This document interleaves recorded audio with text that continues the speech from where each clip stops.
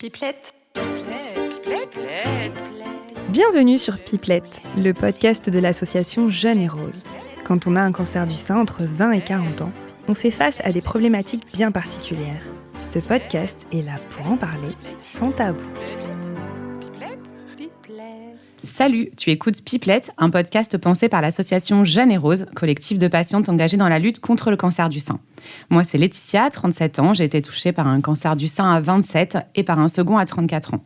Je serai aujourd'hui accompagnée d'une super pinkette, Fanny, qui nous vient de Bretagne, pour parler d'un sujet un peu compliqué sur la non-maternité à cause du cancer. Comment gérer le fait de ne jamais porter d'enfant ? Comment construire sa famille sans enfant ? Ou comment faire pour être mère autrement ? Lorsque la maternité faisait partie de nos objectifs de vie, quelles sont les solutions possibles ? C'est ce que nous allons aborder aujourd'hui, toujours avec bienveillance et bonne humeur. Bonjour Fanny, Bonjour, Bonjour. Est-ce que tu peux nous raconter un petit peu ton parcours ? Moi j'ai été malade à l'âge de 33 ans, donc il y a 5 ans. Donc là, je suis en rémission totale. Enfin, a priori, j'ai eu un cancer du sein, donc lobulaire, infiltrant, soigné sans chimio. Mais donc là, j'ai de l'hormonothérapie jusqu'en octobre encore. Donc, chirurgie, rayons, hormonaux. D'accord. Et que dire ? Oui, c'était 100% hormonodépendant, moi, en fait, 100% sensible aux oestrogènes et 80% progestérone. Donc, tu vois, j'ai su tout de suite que il y avait une espèce de complexité, notamment pour la préservation de fertilité, qu'on ne m'a pas proposée vu que je n'avais pas de chimio à l'époque. Mais pour autant, si on avait pu, puisque maintenant c'est le cas pour toutes les femmes, on n'aurait pas pu me stimuler, ou en tout cas pas sans risque. D'accord. Et du coup, donc, tu n'as pas eu de préservation de la fertilité donc avant les traitements. Comme tu n'as pas eu de chimio, est-ce qu'après les traitements, en fait, ils ont fait une sorte de bilan en fait, de ta fertilité ? Pas du tout. J'ai jamais eu, en fait, à Nantes, là où j'étais prise en charge, de rendez-vous avec la gynéco. Donc ça a été assez difficile quand je me suis rendu compte par une humoriste, Sarah Pebro, en fait, qui avait témoigné, je crois, sur Rose Up en disant qu'elle avait fait une préservation de fertilité et qu'elle avait été traitée sans chimio également. Et elle avait bénéficié d'une technique qui s'appelle la MIV, la maturation in vitro, qui permet de ne pas être stimulée et tu fais la maturation, en fait, pas in vivo, mais in vitro.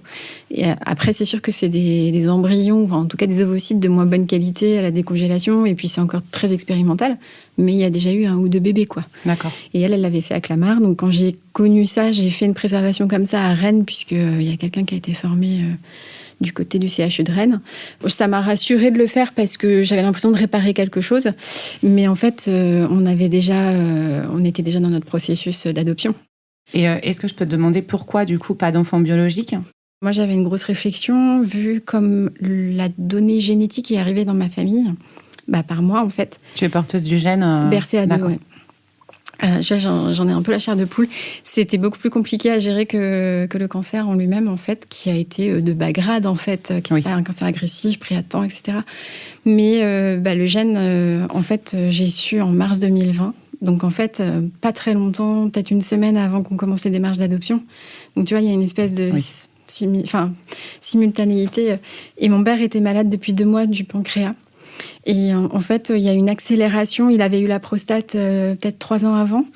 Et en fait, c'est comme une machine qui s'est mise en branle et puis qui était pas... C'est pas que c'était pas arrêtable, mais c'est que d'un seul coup, c'était lourd. J'étais un peu la personne par qui cette espèce de décharge génétique arrivait. Donc papa est décédé en octobre 2021. Ça a été un peu hard, mais en fait, j'ai vu toute sa culpabilité en live parce que on l'a appris. Lui, il a fait les tests après moi, donc maman a été amenée à le faire aussi, mais on savait à peu près que c'était lui, quoi. Et en fait, voir toute leur culpabilité et la difficulté pour eux de l'accepter, je pense que je m'en déferais pas de ce sentiment-là, tu vois. Et c'est pas complètement ça qui me fait renoncer à la grossesse, parce que ça peut changer aussi. Il y a aussi vachement de recherches en ce moment je pense qu'ils sont pas très loin de savoir comment réparer grâce à l'ARN messager et les avancées du vaccin Covid. Mais en tout cas, pour le moment, moi, je me sens pas d'accompagner mon enfant chez l'oncologue à 20 ans, quoi. Bien sûr. Même si, tu vois, ce laps de temps, dans 20 ans, c'est dans longtemps. Mais Je préfère être accompagnée de psychologues et assistantes sociales plutôt que d'aller voir des blouses blanches, tu vois. Je crois que j'en peux plus, en fait. Parce qu'en fait, moi, j'ai pas ce ressenti de renoncement à quelque chose que j'aurais sacralisé, quoi. Je pense que je me suis sentie assez rapidement capable d'aimer un enfant qui ne sortait pas de mon corps, en fait, ou dont on n'avait pas créé nous-mêmes la vie. Et tu le vois quand tu gardes les enfants des autres ou tes neveux. Enfin, il y a une capacité à projeter de l'amour dans un être. Et donc, c'est vrai que quand l'adoption t'a déjà traversé l'esprit, que tu vois, moi, je me souviens, j'amenais ma nièce à Yaoundé dans son école, il y avait un orphelinat juste à côté. J'ai toujours eu ce sentiment d'être capable, en fait, d'avoir un bébé qui me ressemble pas. Parce qu'en fait, moi, du coup, il faut savoir que de base, j'avais toujours dit à mes copines, en étant étudiante, que c'était un chemin qui me parlait, que voilà, c'était quelque chose en termes de parentalité qui m'évoquait des choses positives et dans lequel je me voyais, mais sans en être certaine, tu vois, d'emprunter ce chemin. Et je m'étais dit, et j'en attendais pas tant, mais que si c'était le chemin que je devais emprunter, la vie me le montrerait. Ah, bah voilà. Voilà. Bon, ok. T'es un peu vénère. Tu voulais quand même des enfants, du coup, tu voulais une grossesse et adopter, ou non, t'étais pas du tout partie? Est-ce que tu t'es déjà dit, oui, je serais maman naturellement, entre guillemets, enfin par... Peut-être que je me l'étais dit, mais j'en avais pas fait un objectif de vie. D'accord. En fait, pour moi, ça pouvait passer autrement que par le ventre qui s'arrondit, quoi. D'accord, déjà, tu avais ce cheminement dans ta tête. Et c'est pour ça que c'était beaucoup plus simple pour nous, du coup. Alors, moi, j'étais célibataire au moment des traitements. D'accord. Et j'ai rencontré mon mari juste après la radiothérapie, en fait. Et en fait, lui, il partait en voyage 6 mois, à la voile, etc. Donc, clairement, moi, j'avais pas envie d'attendre pour rien. Donc, j'ai été assez cash, notamment sur le fait que je pourrais sans doute pas lui offrir un enfant biologique. Parce que ça me paraît assez structurant dans une relation si t'as des hommes qui sont assez... on va dire, fermés à d'autres modes de parentalité. Je pense qu'il faut connaître un petit peu les possibilités dès le départ. Et de base, lui m'a dit « Ah, mais non, mais moi, j'y avais déjà pensé. Et je m'en doutais aussi par rapport à toi. Mais tu sentais que c'était déjà quelque chose avant même qu'on se rencontre auquel il avait pensé. » Et lui, par contre, c'est plus parce qu'il est assez sensible à la surpopulation et aux enjeux sociétaux, le réchauffement, etc. Donc, du coup, effectivement, là, le projet devenait d'un seul coup assez viable. C'est plus que ça faisait pas longtemps qu'on était ensemble, donc on n'a pas pour autant engagé tout de suite le processus. Enfin, quoi qu'il arrive, avec ou sans enfant, on est content. Et ça, c'est vraiment le nerf de la guerre dans ces projets-là. C'est que je pense que c'est la cherry on the cake, l'enfant. Mais que de base, il faut que tu aies un beau gâteau, quoi. Bien sûr. Ouais, un beau socle. Ouais. Et il y a même des couples, on en a croisé avec nos parcours, qui ne peuvent pas avoir d'enfants. Moi, c'est mon cas aussi. Et du coup, à cause des traitements, et du coup, qui vivent aussi sans enfants et qui sont heureux comme ça. Ouais. Et en fait, il y a tout le temps le poids de la société sur ah, mais ça va, du coup. Ouais, ça va. Ouais. Et c'est vrai que ça, c'est un petit peu dur au début. Et je trouve qu'après, en fait, comme on est heureux en tant que couple, c'est plus facile à expliquer. Maintenant, mais non, va bien, merci. Tu rassures en fait les gens qui sont inquiets pour toi, tu sais. Ça, de toute façon, même avec le cancer. Même avec le cancer, tout à fait. Mais on peut être heureux aussi sans enfant. Complètement. Et je crois que oui, il y a une construction sociale derrière qui est hyper forte. Et en même temps, quand on nous demande mais ça va, etc. Donc tu rassures les gens, mais c'est surtout que moi, nickel. On n'est pas, comme je disais, on n'est pas du tout en PLS. Bah oui, c'est ça. Parce que ça n'est jamais arrivé au stade où ce soit douloureux, en fait. Donc. Ouais, puis regarde, tu as des projets qui sont super, quoi. Enfin, ouvrir ta boutique, tu n'aurais peut-être pas pu le faire. Si tu avais tes mères, tu n'aurais peut-être pas eu le temps. Là, tu peux le faire. Et puis, tu vas voir que tout va arriver en même temps. Je pense qu'en fait, on va avoir les clés. C'est souvent comme ça. Ça, tout le monde me le dit, là. Tu as acheté une maison, tu vis dans cette maison. Parce que, donc ça va. On fait un ça, potager. Ça, c'est bon. OK. Alors, tu vois, là, en ce moment, on est très à observer nos petits semis qui poussent avec un haricot. T'es là, oh, c'est attendri. Donc, je pense qu'on regarde les trucs pousser, mais il y a un moment, on va regarder autre chose pousser. Bien sûr. Ouais. Un petit être humain. Donc... Non, mais il y a une construction sociale qui est hyper importante. Et nous, on a l'habitude de dire, en fait, on est déjà une famille à deux. Oui, tout à fait. Une famille, c'est aussi une mère solo avec son enfant, Oui, une famille, c'est plus un couple et des enfants. C'est ça. C'est comme tu dis. Et puis, on peut être mère autrement. Moi, je me sens mère de mon neveu parce que je le garde souvent, parce que je l'aime vraiment à 150 000 % et qu'il me le rend bien en plus. Et comme tu dis, il y a des gestuels, il y a des petits des trucs où c'est trop mignon. Ça te fait penser ça, en c'est fait. tata. Ouais, voilà. Oui, toutes les bêtises, tu sais. Et du coup, tu peux être mère autrement. Il y a des personnes qui vont plus aller sur peut-être des animaux. Il y a, tu vois, peut-être maman de chat, j'en sais rien, maman de chien. Oui, on pense à Amélie du coup. Ouais, qui devait voilà. être avec nous. Qui devait être avec nous, tu vois. Elle allait plus là-dessus. En fait, c'est pas mère autrement, c'est vraiment le bon mot. On n'est pas une famille, c'est pas forcément un couple et des enfants. C'est ça. C'est Et vraiment il y ça a qu'il faut. 1000 façons de faire famille. Tu peux faire famille avec l'enfant de ton conjoint parce qu'il y a eu des familles recomposées. Mais il y a beaucoup de choses à dire sur la construction de la famille dans la société actuelle. Et c'est vrai que la famille, ça peut prendre plein de formes différentes. Donc, Ouais, et puis pour toutes les... Parce que tu sais, on sait ce que ça fait quand on nous dit, non, vous ne pourrez pas avoir d'enfant, vous pourrez en avoir un, mais donc toi, tu as des risques de donner le gène et de refaire une récidive.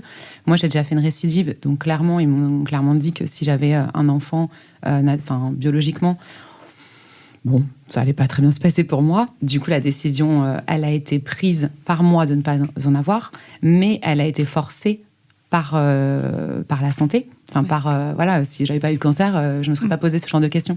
Et du coup, pour les filles qui nous écoutent, qui viennent peut-être d'apprendre ça, on sait que ça fait, c'est pas facile, ça fait mal. C'est parce que du coup, nous, on n'aura pas, madame, vous êtes enceinte par magie entre guillemets. C'est pas comme ça que ça marche. Mais en tout cas, il y a d'autres moyens. Toi, tu as parlé de l'adoption, moi j'ai parlé de mon neveu. Enfin, tu vois, il y a plein d'autres moyens en fait d'avoir une famille. Pour en venir un peu à mon parcours, où moi non plus, je n'aurai pas d'enfant biologique, qui est une décision des médecins et de moi aussi.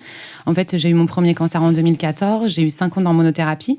Après l'hormonothérapie, j'étais vraiment obsédée sur le fait d'être mère. C'était vraiment une obsession, en fait. Pour moi, j'avais l'impression que ça allait, en fait, annuler tous les malheurs du cancer que j'avais eu, parce que j'avais eu des gros effets secondaires pour le premier. Et du coup, je suis partie sur un parcours de FIV. Après, Et c'est en plus juste, je pense que d'un seul coup, ton corps avait créé quelque chose de pas bon et il pouvait créer quelque chose de... Et même, en fait, c'était quand même assez fou. Parce qu'après, quand je l'analyse, sur le coup, j'étais pas du tout. Mais après analyse, je me suis dit, waouh. C'était même annoncer une bonne nouvelle à ma famille. Oui, parce que tu es un peu celle qui annonce des mauvais trucs. Voilà, exactement. Donc, je me suis dit, on va annoncer une bonne nouvelle. On va faire un bébé.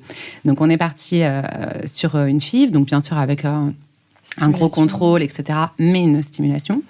Alors, c'est pas parce que moi, il m'est arrivé ça que ça va arriver à d'autres. Attention, je viens vraiment à le préciser, chaque histoire est différente, on est toutes différentes. Et j'étais très suivie pour ces FIV.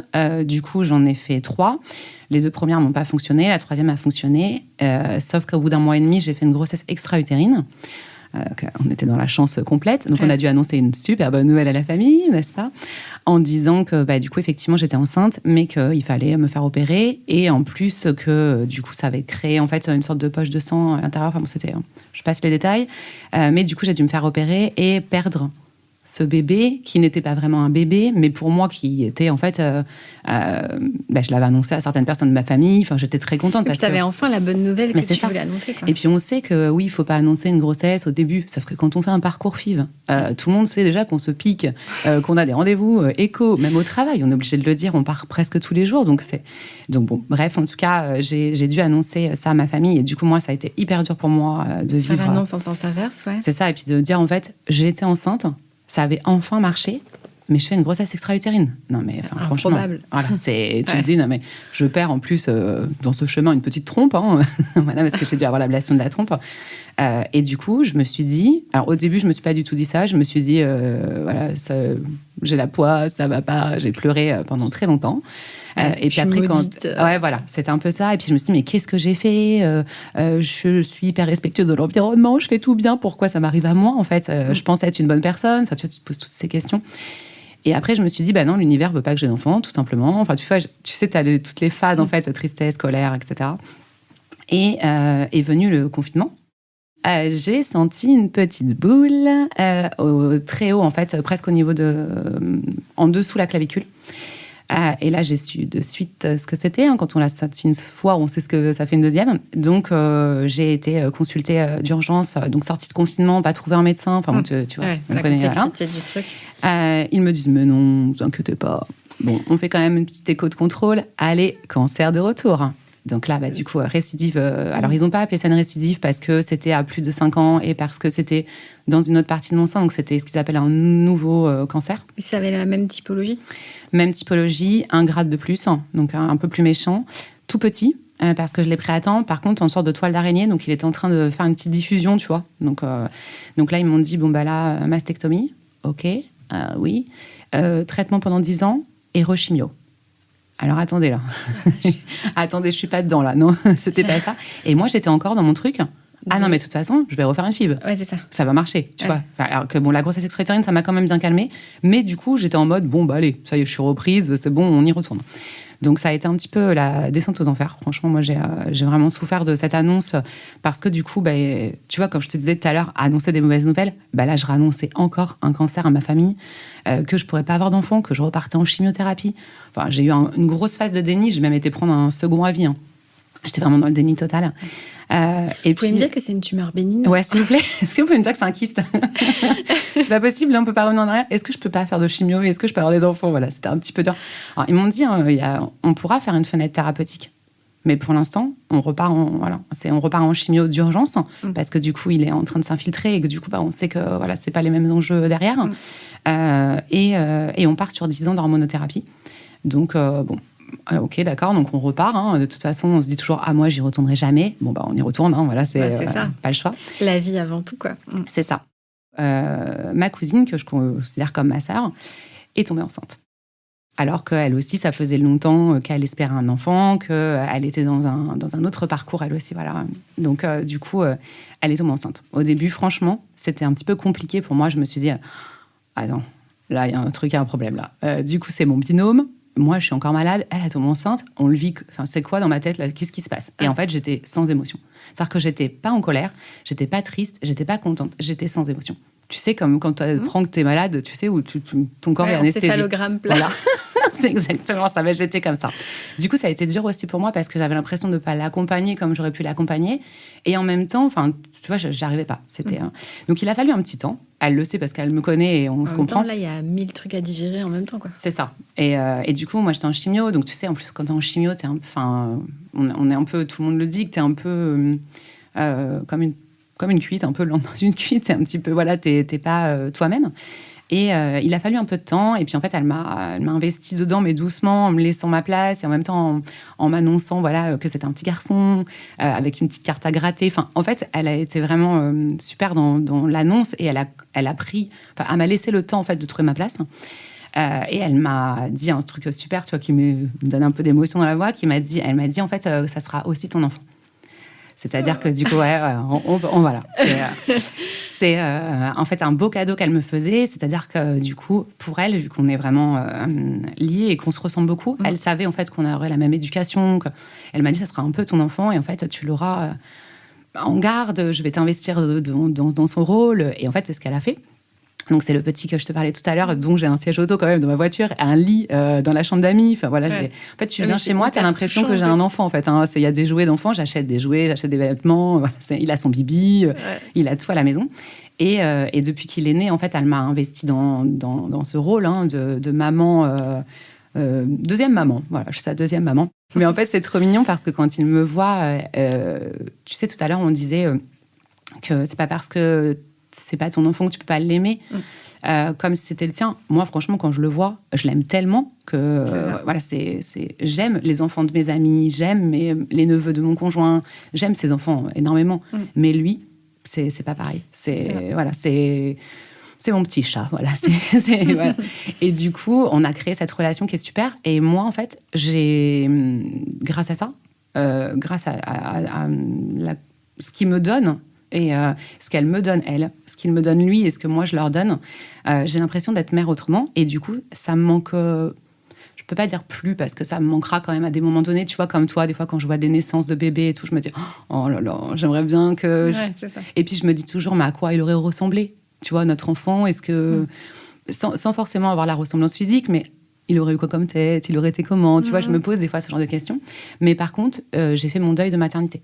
C'est-à-dire que je garde mes embryons congelés parce que comme toi, j'arrive pas à les donner à la science ou à les détruire. Mais par contre, j'ai fait mon deuil de maternité. Aujourd'hui, je suis au clair avec ça. Je sais que je porterai pas d'enfant. Je porterai pas d'enfant parce que déjà, c'est dangereux pour ma santé. Mais par contre, je suis maman d'un autre enfant. En plus, j'ai que les bons côtés. Bon, je le garde quand même souvent la nuit, donc j'ai aussi les réveils tôt le matin. Mais c'est vrai que tu peux prendre congé quand tu en as envie, alors que maman, c'est... Tu le gardes une semaine, puis c'est bon, tiens, je te le redonne, et puis moi, je vais faire une petite sieste.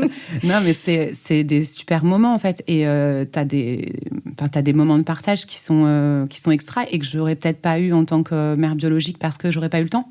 Déjà, de me poser avec lui, parce que du coup, tu as le travail, parce qu'on sait, toutes les mamans, il y a des mamans qui nous écoutent sûrement et qui sont en traitement. C'est vraiment beaucoup de travail, beaucoup de temps. Et... L'enfant, vraiment, c'est un beau projet, mais qu'il n'a pas besoin de passer par notre ventre, en fait. Et dans l'adoption, ce que tu entends beaucoup, c'est des gens qui expliquent à leur enfant adoptif, leur enfant du coup, puisque à la fin t'enlèves quand même l'adjectif, c'est que il sort de ton cœur en fait, et que c'est un projet beaucoup plus long que 9 mois, et que du coup c'est quand même beaucoup plus classe de sortir de ton cœur que de ton ventre, tu vois. C'est pas la même douleur en plus, hein. Ouais, c'est ça. Mais il y a quelque chose de l'ordre de le tableau de bonne santé dans nos cas, il est tellement précieux que je pense que faut vraiment, chacun fait comme il veut. Bien sûr. Mais tu sais, moi, mon conjoint il m'avait dit, je préfère... parce que j'avais dit, tu peux partir, du coup, j'aurais pas d'enfant, tu peux t'en aller, je comprendrai. Tu sais, non, mais t'es tellement en colère contre tout... Enfin, moi, j'étais tellement en colère contre tout ça que du coup, je tenais ce genre de discours. Et il m'a dit, mais je préfère ne pas avoir d'enfant et t'avoir toi en bonne santé plutôt qu'avoir un bébé et que tu retombes malade. Donc, en fait, peut-être que j'aurais eu un bébé et je serais jamais retombée malade. On n'en sait rien, en fait.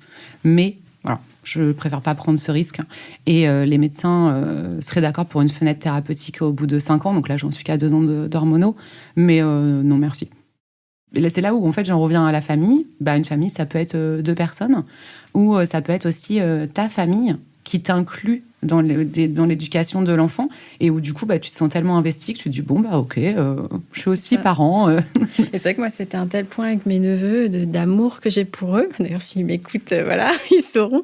C'est que je me suis dit, je les aime tellement, je les ai tellement aimés, je me suis tellement donnée. Est-ce que je vais pouvoir aimer mon enfant autant que tu sais, mais forcément t'es capable, mais t'as ce truc de dire, c'est vrai, hein. C'est tellement fort en fait. Moi je pensais pas qu'on pouvait aimer autant l'enfant d'un autre.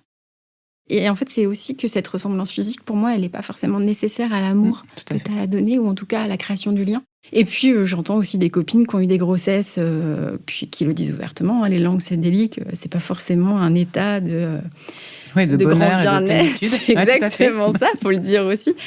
Et puis à côté, que des fois, elles ont l'impression qu'on leur a posé un étranger sur le ventre, même si c'était l'enfant qui sortait de leur ventre. Donc, je pense que ça te demande quand même de déconstruire tout un tas de choses qui sont liées qui sont sociétales, clairement.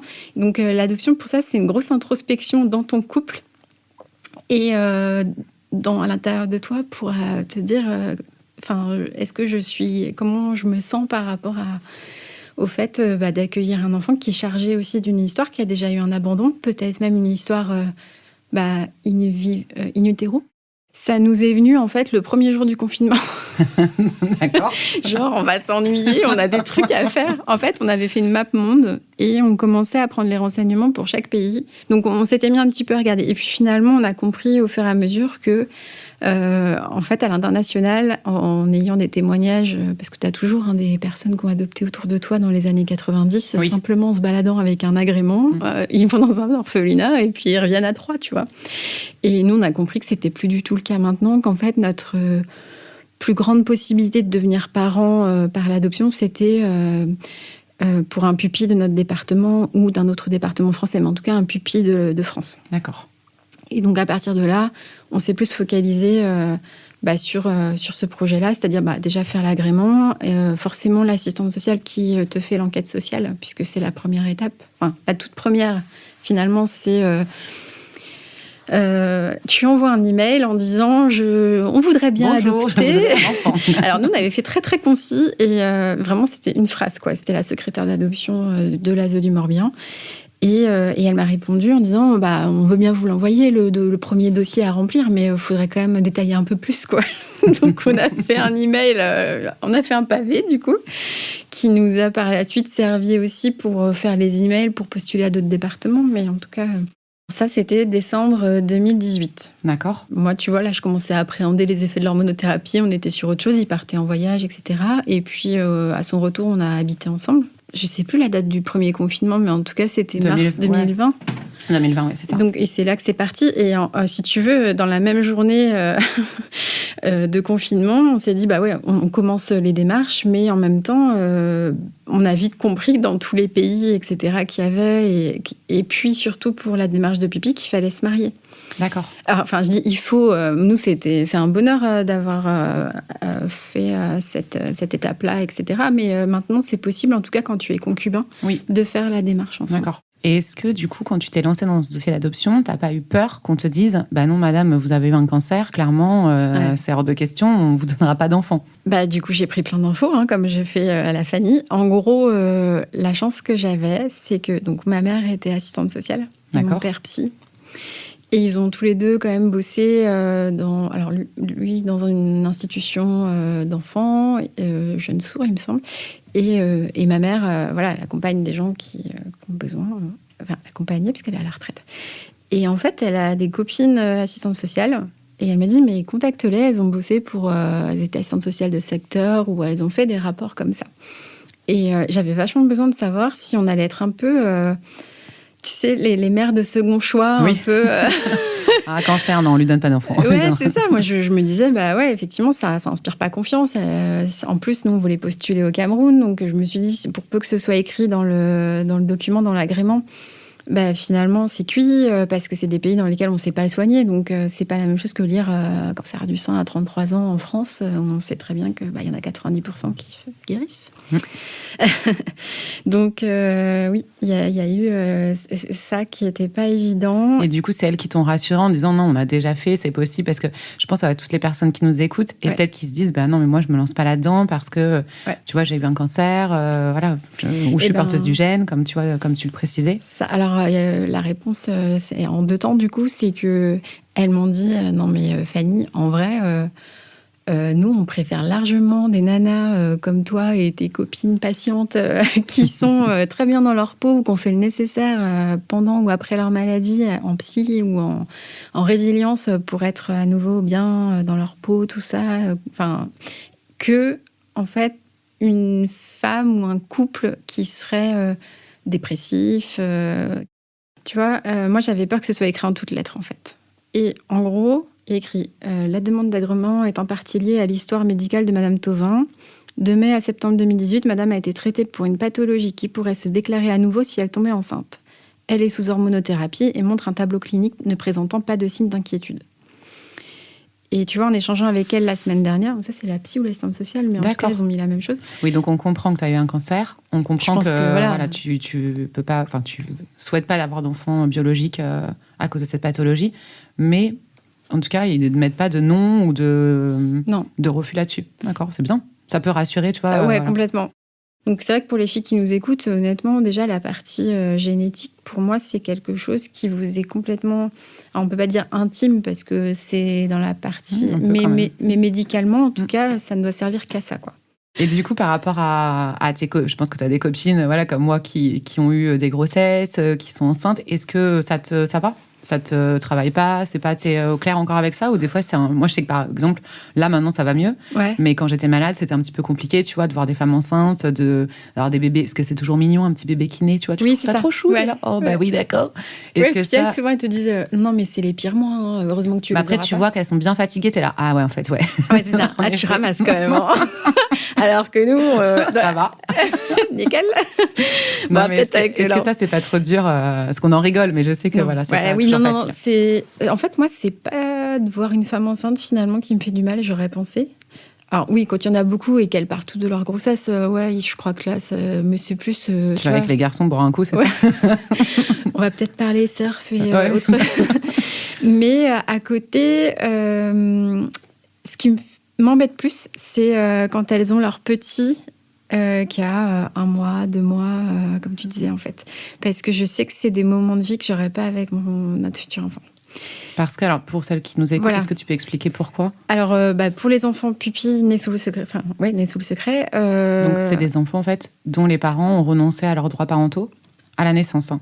Nés sous le secret, du coup, c'est une femme qui arrive dans une maternité et elle décide de ne pas donner sa carte vitale, je crois, et on peut... je crois que le corps médical lui demande même si elle veut qu'on l'appelle par un prénom qui ne sera pas le sien, etc. Enfin, il y a un accord comme ça. Elle donne naissance et elle a ensuite 2 mois de délai de rétractation si elle veut récupérer son bébé. Le temps de ça, il est là sous la responsabilité du préfet, du préfet ou du conseil départemental en tout cas. Donc en famille d'accueil, d'accord, il est pupille. Il est placé chez une assistante maternelle. Il y a beaucoup moins de pouponnières qu'avant. Il y en a peut-être encore dans quelques départements, mais en tout cas, c'est un éducateur spécialisé, assistant maternel. On le voit bien dans le film Pupille, c'est assez proche de la réalité d'ailleurs. J'en profite pour dire que c'est pas romancé plus que ça. Et du coup, passé ces 2 mois, donc la mère, si elle ne s'est pas rétractée, il y a les services sociaux qui commencent à chercher une famille. D'accord. Et du coup, c'est au cours du 3e mois en fait de l'enfant que ça se passe. Donc, tu peux très bien être apparenté au bout de 2 mois et demi, mais en général, c'est 3 mois. Donc, effectivement, il y a un premier trimestre de vie d'enfant que tu ne connais pas. Alors, tu rencontres ton enfant, il a déjà 3 mois. C'est ça. D'accord. Alors, Inch'Allah, il fait déjà ses nuits. Et tout va bien pour les cernes. Exactement. Ça, je suis pas sûre. Mais non, bon, voilà. On peut y croire. Donc, tu as l'assistante maternelle qui fait un album en général. Ah, il me semble que... Mais ça dépend vachement de l'implication aussi de la personne. Mais je crois qu'il y a une demande qui est faite quand même d'un petit album photo de ses premières fois. Enfin, s'il y en a beaucoup en 3 mois, je sais pas. Mais c'est toujours sympa d'avoir ça, je pense, après pour même l'enfant. pour lui, pour ses souvenirs. D'accord. Oui, donc c'est ça qui te fait plus de mal, entre guillemets. Voilà. Quand tu vois des petits bébés d'un mois, par exemple, là, c'est dur. Okay. Après, ce qu'on sait, c'est que du coup, en cas d'apparentement, même un enfant de 6 mois ou 9 mois, il y a des régressions au moment de l'apparentement, puisque toi, en tant que parent, tu veux un petit bébé. Et du coup, l'enfant se comporte un peu tel que toi, tu le voudrais. Bon, on sait que ça ne s'adapte pas forcément comme ça. C'est plus... il existe en tout cas une petite régression de l'enfant au moment de l'apparentement. Et du coup, tu entendras beaucoup de parents adoptifs qui disaient que leur enfant a perdu 1 an ou quelques mois au moment où il est arrivé chez eux, quoi, parce que il y a une sorte de reprendre sa place de bébé dans ce nouveau départ, quoi. On a 9 mois d'enquête sociale à partir du moment... 9 mois, oui. C'est symbolique. C'est rigolo, hein, oui, c'est rigolo, oui.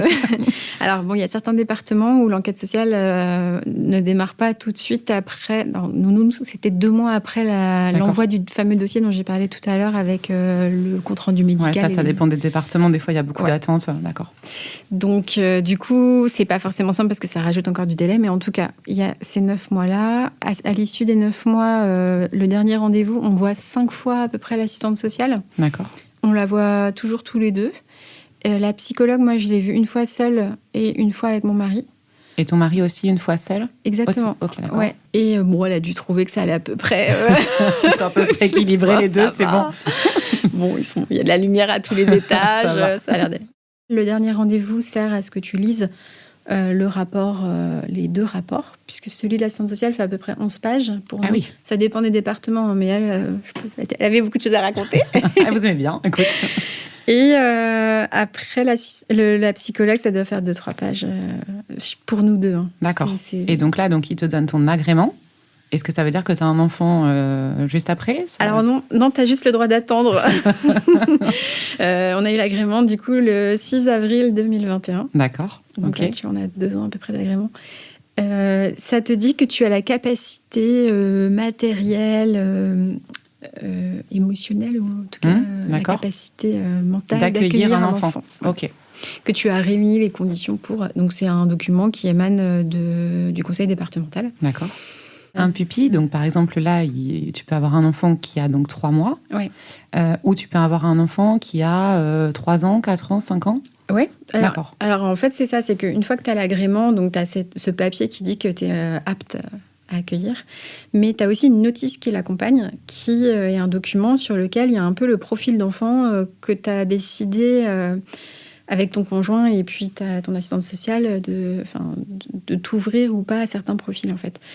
Oui, toi, tu as demandé vous avez demandé tous les deux un 0,6 mois, mais vous auriez pu avoir un enfant, vous auriez pu demander un âge plus large, en fait. Oui, on peut 0,3 ans. D'accord. C'est assez classique, 0,3 ans, je crois, parce que ça te permet de postuler dans les OAA, qui sont des associations, des organisations d'adoption.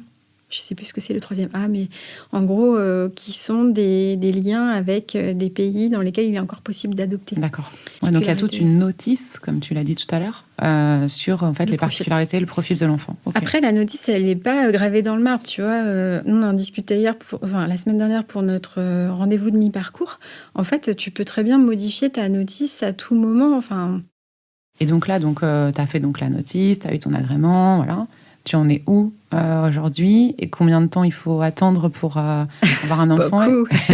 Beaucoup trop. Est-ce que c'est sûr? Est-ce que c'est pas sûr? Est-ce qu'on sait? Est-ce qu'on sait pas? Voilà, c'est toutes ces questions qu'on peut se poser. Alors, du coup, on a 2 ans et 2 mois d'agrément. Et un agrément, c'est valable 5 ans. D'accord. L'assistante sociale nous dit que dans le Morbihan, en gros, il faut s'attendre à 4 ans et 9 mois.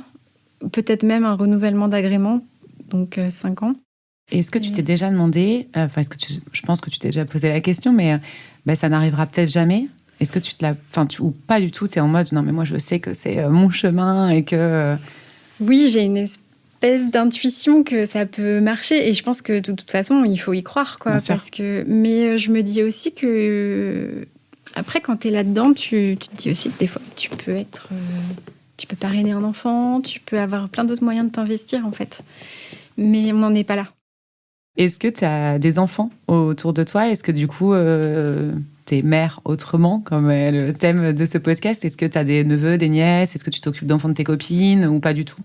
Alors moi, j'ai hyper investi mon rôle de tata avec mes neveux, même s'ils habitent loin. J'y allais 3 semaines, 1 mois, et j'en prenais soin comme de mes enfants. Enfin, ça, ma sœur le sait, que j'ai toujours eu cet engagement-là, mais qui était instinctif, en fait. Il y a même des traits qu'ils ont dans leur gestuelle ou leur manière de faire, ou même le bazar dans la chambre de ma nièce, qui est un peu artisté. C'est un peu tata, tu vois. Mais non, puis moi, j'aime bien, je propose à toutes mes copines de garder leur bébé. Toi aussi, t'es la nounou de secours. C'est ça. Donc, allô, est-ce que tu peux garder mon petit? Ah oui, carrément, avec plaisir. Je me dis, c'est un peu un stage d'acclimatation, tu vois. Admettons, demain, on t'appelle, on te dit, c'est bon, ça se passe comment? On te dit, c'est déjà, bon. Déjà, je pleure. C'est sûr. Attends, Et tu nous appelles après. Hein. Voilà, je vous appelle ensuite. On pleure de joie. Et du coup, ça se passe comment? Ils t'appellent, ils te disent, ça y est, on a un enfant pour vous? Oui, en gros, comme je ne l'ai pas vécu, je ne peux pas te dire le contenu, mais ce que j'ai compris, c'est qu'on te dit, voilà, le conseil de famille s'est réuni, on vous a choisi pour être les parents d'un petit... Je ne sais pas s'il te donne le prénom qui a été donné par le corps médical ou même des fois par la mère biologique. Tu as peu d'infos à ce moment-là, mais on te dit, voilà, il y a un programme d'apparentement, d'adaptation. Ça se fait sur 3-4 jours quand c'est dans ton département. Et si c'est plutôt Dom-Tom ou ailleurs qui a besoin de prendre l'avion, ça se fait dans les 2 semaines, tu dois être sur place. D'accord. Forcément, j'ai prévu de parler de ma maladie. Maladie passée, du coup, qui n'est pas au présent. Hein. Oui, tout à fait. C'est important de le dire. Oui, tu as prévu d'expliquer ton parcours. Ouais, mais je ne veux pas que ce soit non plus angoissant. Bien sûr. Mais je veux qu'ils comprennent que finalement, c'est fou. Cet enfant, il a le pouvoir aussi qu'on reste en bonne santé tout en accomplissant ce projet.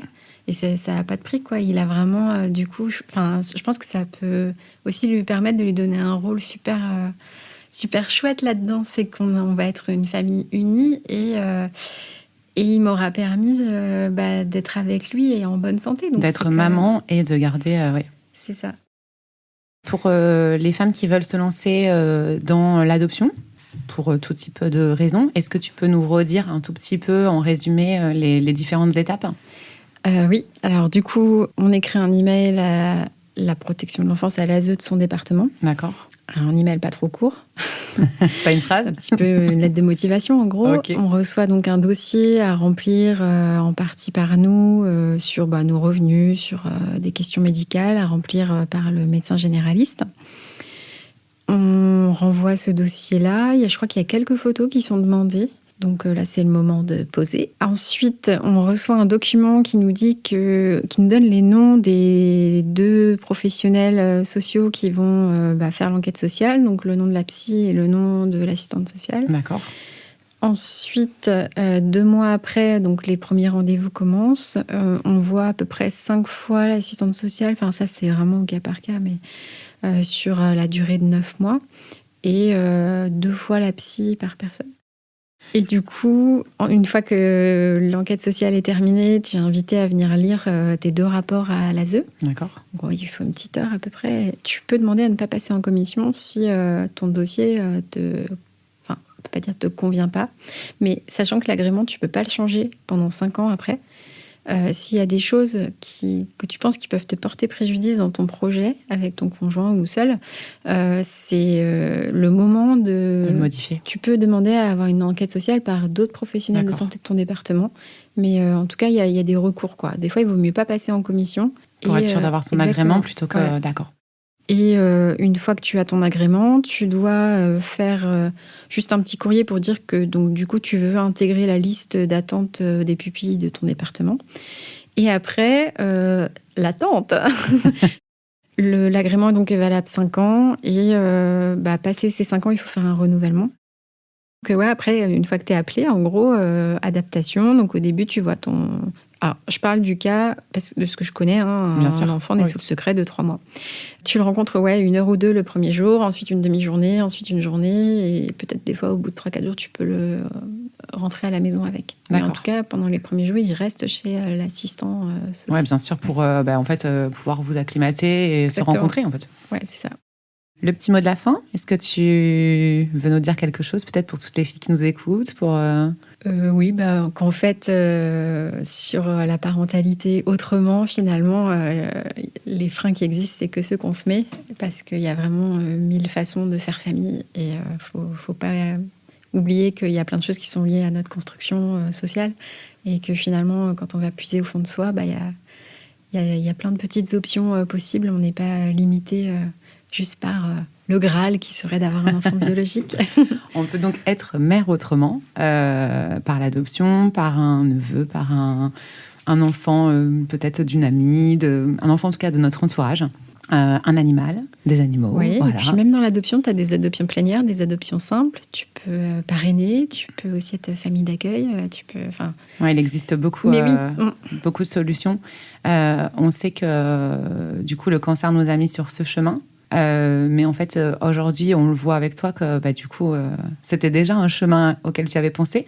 Donc, parfois, en fait, pour toutes les personnes qui viennent de l'apprendre, surtout, de se dire que voilà, c'est dur, mais il y a une possibilité, il y a une solution et ça ira mieux après. Et on le voit dans ton discours et dans ton parcours. En fait, tu es super enjoué de ce parcours d'adoption. Et on te souhaite qu'une chose, c'est que tu reviennes ici avec ton petit ou ta petite, on ne sait pas. Voilà. Et surtout que tu nous préviennes quand tu as l'appel. Déjà. Mais oui, en tout cas, le cancer, malgré tout ce que ça a de perturbant dans nos vies, de traumatisant, ça peut être un déclencheur vers un projet qu'on n'aurait pas forcément soupçonné. Et qui est fabuleux, quoi, en fait. Donc, c'est un voyage vers l'inconnu. C'est ça. Du coup, pour toutes les personnes qui nous écoutent, on parle bien de 2 témoignages. On est toutes différentes, on a toutes des histoires différentes. Juste pour conclure sur le fait qu'être mère autrement, c'est pas forcément parfois ce qu'on avait prévu dans la vie. Mais du coup, il existe plein d'autres manières d'être maman et de se considérer comme une maman qui peuvent passer par un enfant ou non. Et surtout se dire qu'en fait après la pluie vient le soleil et qu'on peut construire une famille différente et surtout se poser la question sur le fait de déconstruire tout ça et que c'est pas une fin en soi de ne pas porter d'enfant ou de ne pas avoir d'enfant. Le principal, c'est d'être heureuse et de se sentir mère, même d'un petit chat, par exemple. Voilà, on a Poke Amélie, voilà, qui n'a pas pu être présente aujourd'hui. Mais en tout cas, voilà, c'est être mère autrement et surtout, c'est prendre soin de soi et être en clair et en accord avec soi-même surtout. C'est ça. C'est effectivement de ne pas non plus aller vers quelque chose qui ne nous correspond pas Mais effectivement, ça demande d'aller puiser à l'intérieur de soi. Et ça, c'est beau. C'est un C'est beau vrai que c'est voyage beau. intérieur. On te souhaite d'ailleurs bon voyage. On espère que tu nous tiennes au courant rapidement de ton appel. On te peut souhaiter que ça. On t'envoie plein de ping power sur cet appel. Ouais, je me dis que ça va faire du bien à plein de gens. Et voilà. Et pour toutes les filles qui nous écoutent, je pense que son témoignage, il est vraiment important. Et du coup, vraiment de ne pas se sentir seule. On est plusieurs à vivre ça. Et c'est pas une fin en soi. L'important, c'est notre santé. Et il existe plein d'autres solutions pour être maman. C'est ça. C'est avant tout s'occuper d'un petit être. Donc, C'est ça, exactement. Pipelette, pipelette, pipelette,